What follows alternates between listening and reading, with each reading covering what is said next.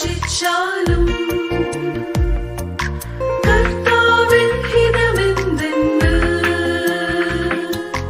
N മനം അറിഞ്ഞിടേണം. കർത്താവിൻ ഹിതമെന്തെന്ന് N മനം അറിഞ്ഞിടേണം. മറ്റൊന്നും വേണ്ടൻ പിതാവേ, തിരുസ്നേഹം മാത്രം മതി. മറ്റൊന്നും വേണ്ടൻ പിതാവേ, തിരുസ്നേഹം മാത്രം മതി. കാൽവരി ക്രൂശിൽ യാഗമായി തീർന്ന നിൻ തിരുസ്നേഹം മാത്രം മതി.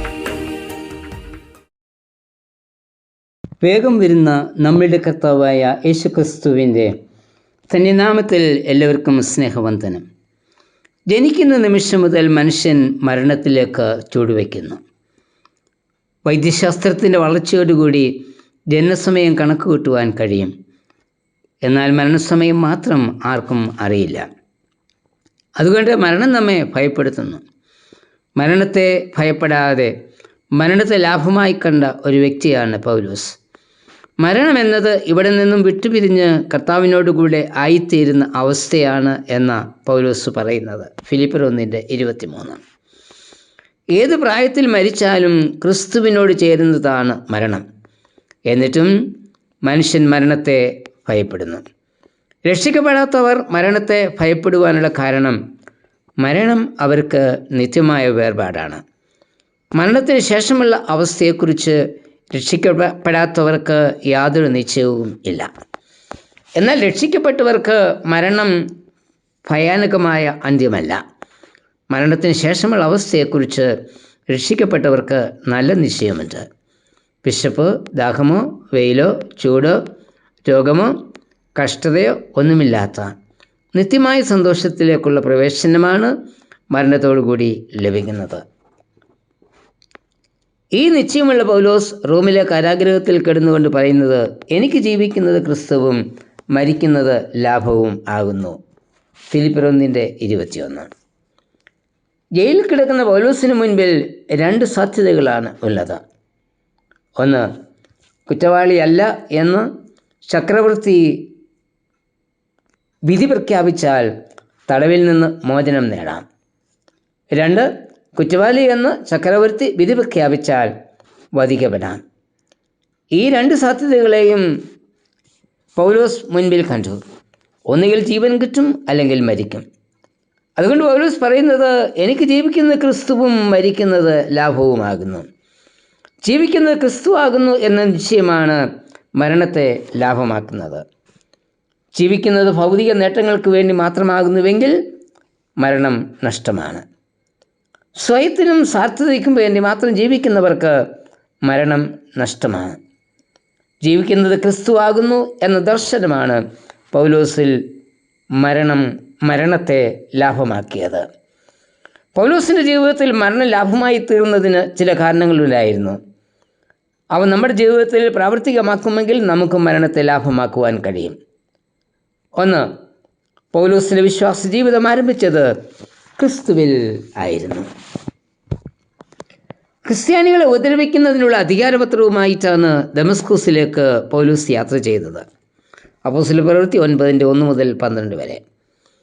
ഈ യാത്രയിലാണ് ശൗൽ കർത്താവിനെ കണ്ടെത്തിയത്. ഈ കണ്ടെത്തൽ ശൗലിനെ പൗലോസായി രൂപാന്തരപ്പെടുത്തി. തനിക്ക് ലഭിച്ച രൂപാന്തര അനുഭവമാണ്, ഒരുവൻ ക്രിസ്തുവിലായാൽ അവൻ പുതിയ സൃഷ്ടിയാകുന്നു, പഴയത് കഴിഞ്ഞുപോയി, ഇതാ അത് പുതുതായി തീർന്നിരിക്കുന്നു എന്ന് പറയുവാനുള്ള കാരണം 2 കൊരിന്ത്യർ 5:17.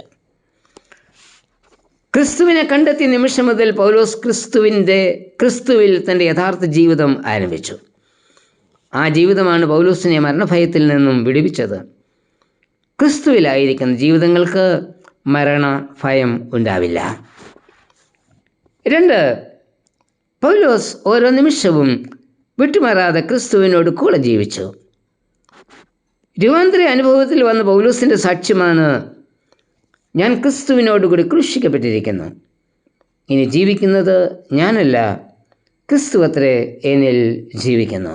ഗലാത്യർ 2:20 ക്രിസ്തുവിൽ നിന്ന് മാറി നിന്നുള്ള ഒരു നിമിഷം പോലും പൗലോസിൻ്റെ ജീവിതത്തിൽ ഇല്ലായിരുന്നു. പൗലോസ് പറയുന്നത്, ക്രിസ്തുവിൻ്റെ സ്നേഹത്തിൽ നിന്ന് നമ്മെ വേർപിരിക്കുന്നത് ആർ? കഷ്ടതയോ, സങ്കടമോ, ഉപദ്രവമോ, പട്ടിണിയോ, നഗ്നതയോ, ആപത്തോ, വാളോ? ഇവയ്ക്കൊന്നും യേശുക്രിസ്തുവിൽ ഉള്ള ദൈവസ്നേഹത്തിൽ നിന്ന് നമ്മെ വേർതിരിക്കുവാൻ കഴിയില്ല എന്ന് ഞാൻ ഉറച്ചിരിക്കുന്നു. റോമാലേഖനം 8:35-31 ഈ ഉറപ്പാണ് നമ്മിൽ മരണത്തെ ലാഭമാക്കുന്നത്. 3. പൗലോസിൻ്റെ ആത്യന്തിക ലക്ഷ്യം ക്രിസ്തു മാത്രം ആയിരുന്നു.